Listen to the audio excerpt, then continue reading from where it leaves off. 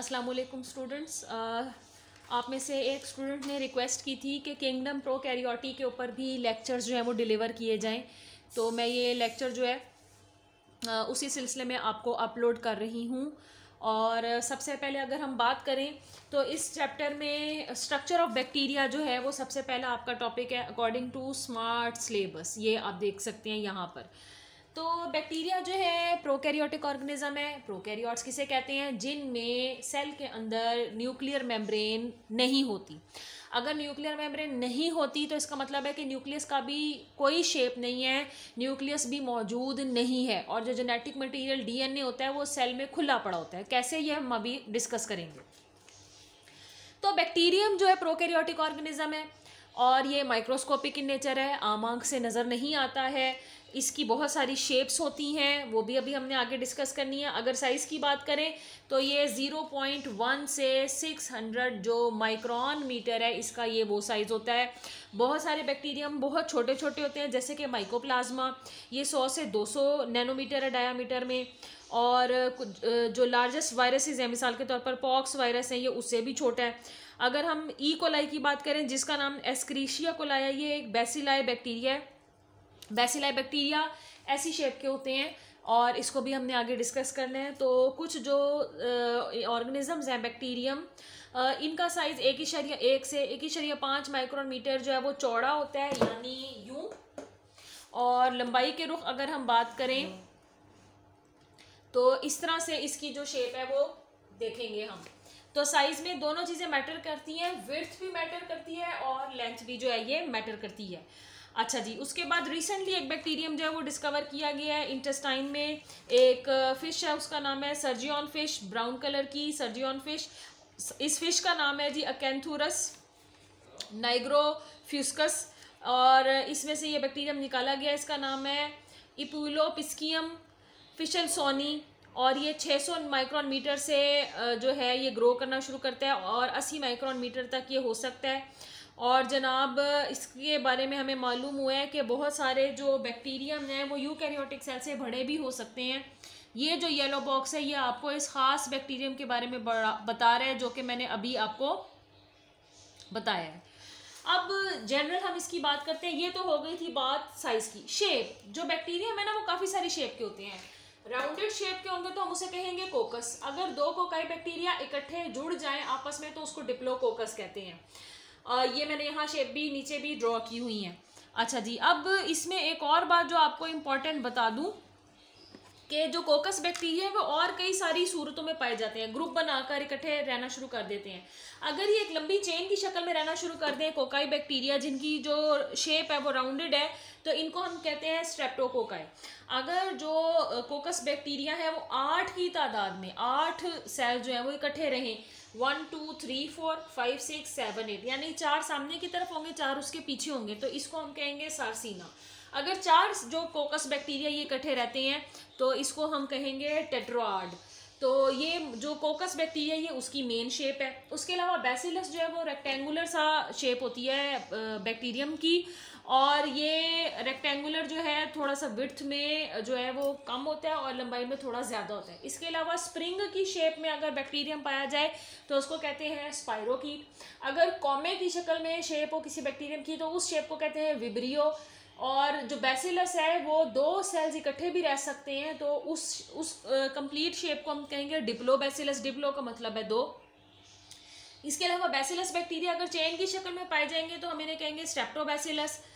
इसके अलावा जो बैसिलस होते हैं वो इन शक्लों में से किसी शक्ल में नहीं होते, यानी कि डिप्लोबैसिलस तो होते हैं, सार्सिना और टेट्राड में नहीं होते। इसके अलावा जो कोकाई बैक्टीरिया हैं वो पूरे ग्रुप की शक्ल में भी हो सकते हैं और उनको हम स्टेफाइलोकोकाई बोलते हैं।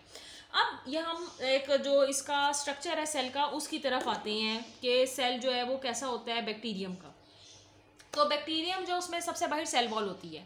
इसकी सेल वॉल 2 तरह की होती है। उसको मखसूस रंग देने वाले पिगमेंट्स के थ्रू या स्टेन्स उन्हें हमें कहना चाहिए, जो कि ऐसे केमिकल्स होते हैं जिसके थ्रू हम कलर देते हैं ताकि हम माइक्रोस्कोप के नीचे उनको अच्छे तरीके से देख सकें, क्योंकि जो सेल्स होते हैं वो कलरलेस होते हैं। और ये जो सेल्स होते हैं इनको अगर आप स्टेन वगैरह करें तो इस तरह से मुख्तलिफ स्टेन देने से इनके इंटरनल फीचर जो है वो हमें अच्छे तरीके से नज़र आ जाते हैं। तो बैक्टीरियम जो है इसके बाहर भी सबसे बाहर सेल वॉल है, और इसकी सेल वॉल 2 कंपाउंड से मिलकर बनी है जिसे हम कहते हैं पेप्टिडोग्लाइकन एंड म्यूरिन। इसका मतलब है कि इसकी जो सेल वॉल है ना प्लांट जैसी है, ना ही इसकी सेल वॉल फंजाई जैसी है। प्लांट की सेल वॉल सेलुलोज से बनी होती है, फंजाई की सेल वॉल काइटिन से बनी होती है। इसके अलावा जो सेल वॉल के बाद जो अंदर वाली मेम्ब्रेन होती है इसकी वो सेल मेम्ब्रेन है। जैसे आम सेल मेम्ब्रेन आपने पढ़ी हुई है सेमी परमिएबल मेम्ब्रेन, वैसे इसमें भी पाई जाएगी। सेल वॉल के बाद सेल मेम्ब्रेन के अंदर आपको जा बजा ढेर सारा इसका साइटोप्लाज्म नजर आएगा। जैसे हर एक आम रेगुलर सेल में होता है, छोटे छोटे ऑर्गेनेल्स नजर आएंगे। ये ऑर्गेनेल्स एक्चुअली में क्या है, ये ऑर्गेनेल्स राइबोसोम है। राइबोसोम वो वाहिद ऑर्गेनेल है जो कि बैक्टीरियम में पाया जाता है। इसके अलावा और कोई भी सेल ऑर्गेनेल बैक्टीरियम में नहीं पाया जाता। मिसाल के तौर पर इसमें माइटोकॉन्ड्रिया भी नहीं है, गोल्जी बॉडी भी नहीं है, एंडोप्लाज्मिक रेटिकुलम भी नहीं है, इसमें वैक्यूल भी नहीं है, कोई भी सेल ऑर्गेनेल इसमें नहीं है राइबोसोम के अलावा। तो इसके राइबोसोम साइटोप्लाज्म में बिखरे पड़े होते हैं। इसकी जो मेम्ब्रेन्स होती हैं अंदर की तरफ कुछ फोल्ड्स पैदा करती हैं, ऐसे रिंग लाइक स्ट्रक्चर्स पैदा करती हैं। इन्हें मीसोसोम्स कहते हैं। यहाँ पर मखसूस जो एंजाइम्स होते हैं वो स्टोर हो रहे होते हैं जिनको बैक्टीरियम ने अपनी ज़रूरत के मुताबिक जो है वो इस्तेमाल करना होता है। तो ये जो स्ट्रक्चर है ये कहलाता है मीसोसोम। इसके अलावा हमने अभी बात की जनाब के जो सेल वॉल है वो 2 तरह की है, उसके ऊपर हम पूरा एक अलग जो टॉपिक है वो आपको पढ़ाएंगे। छोटे छोटे फिंगर लाइक प्रोजेक्शंस होती हैं बैक्टीरिया के सेल के बाहर की तरफ, और कुछ बैक्टीरियम में ये होती हैं और कुछ बैक्टीरियम में ये नहीं होती। तो इन स्ट्रक्चर्स को कहते हैं पाइलाई। ये आप देख रहे हैं पाइलाई। तो ये जो पाइलाई है ये हॉलो से स्ट्रक्चर है, फिंगर लाइक प्रोजेक्शन है, और ये इसको मूव करने में मदद देते हैं। इसके अलावा ये जो है पाइलिन नाम की प्रोटीन से मिलकर बनते हैं, और ये जो बैक्टीरिया हैं जब आपस में गैमेट्स का जो जेनेटिक मटेरियल का एक्सचेंज है उसके थ्रू करते हैं। तो पाइलाई कुछ बैक्टीरियम में है और कुछ बैक्टीरियम में नहीं होते, जो आप यहाँ पर देख सकते हैं। अब उसके बाद एक और बात आपको बता दूं कि बैक्टीरियम के अंदर जो इसका जेनेटिक मटेरियल है वो सेंटर में पाया जाता है, और इसके बाहर कोई मेम्ब्रेन नहीं होती। इसी वजह से आप कह ही नहीं सकती कि ये इसका न्यूक्लियस है। तो इसको कहते हैं न्यूक्लियोइड। तो खुला पड़ा हुआ है इसका जेनेटिक मटेरियल इसके साइटोप्लाज्म के अंदर, और इसके जो सेल है उसमें सर्कुलर फॉर्म में एक्स्ट्रा क्रोमोसोमल इसके डीएनए मटेरियल होते हैं जो कि रिंग बना के इकट्ठे रह रहे होते हैं। ये जो स्ट्रक्चर्स होते हैं ये कहलाते हैं प्लाज्मिड्स। प्लाज्मिड्स में बड़े इंपॉर्टेंट जीन होते हैं जिसकी वजह से ये बहुत सारी केमिकल्स वगैरह से बच जाता है, रेजिस्टेंस शो करता है, और इसको अपने आप को बचाने में बहुत सारे जो जीन्स जो कि मुज़ाहमत दिखा सकते हैं वो इनमें पाए जाते हैं। ये जो प्लाज्मिड्स हैं इनको हम इंसान बायोटेक्नोलॉजी के थ्रू इस्तेमाल करते हैं, और इसको हम आगे डिटेल में देखेंगे कि कहाँ कहाँ हम इसका इस्तेमाल जो है वो कर रहे हैं।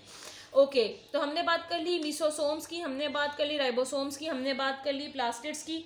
इसके अलावा कुछ जो बैक्टीरिया हैं वो जिस तरह के एनवायरनमेंट में रहना पसंद करते हैं वो एक्स्ट्रा न्यूट्रिएंट्स को स्टोर करके रखते हैं ग्लाइकोजन की फॉर्म में, जो कि रिजर्व फूड मटेरियल की एक किस्म है। सल्फर, क्योंकि सल्फर कुछ बैक्टीरिया जो है उसको इस्तेमाल करते हैं।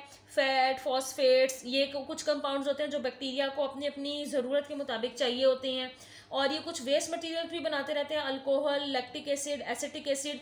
तो ये जितने भी कंपाउंड बनाते रहते हैं छोटी छोटी बॉडीज़ में ये बनाते रहते हैं। इन बॉडीज़ में इनको स्टोर करते हैं, तो इनको कहते हैं जी स्टोरेज बॉडीज़। और कुछ बैक्टीरियम में मूवमेंट करने के लिए फ्लैजेलम भी मौजूद होता है, कुछ बैक्टीरियम में ये मौजूद नहीं भी होता। तो फ्लैजेलम जो है अगर पाया जाएगा तो जनाब ये इसको हेल्प करेगा मूव करने के लिए, और अगर नहीं है तो बैक्टीरिया किसी और तरीके से मूव करेंगे और किसी और तरीके से जो है ये अब लाइफ जो है अपनी गुजारेंगे। तो इसके साथ बेसिक स्ट्रक्चर और शेप जो है बैक्टीरिया की उसका लेक्चर ख़त्म होता है। अगले लेक्चर में इंशाल्लाह ताला हम बाकी के इसके कैरेक्टर्स डिस्कस करेंगे।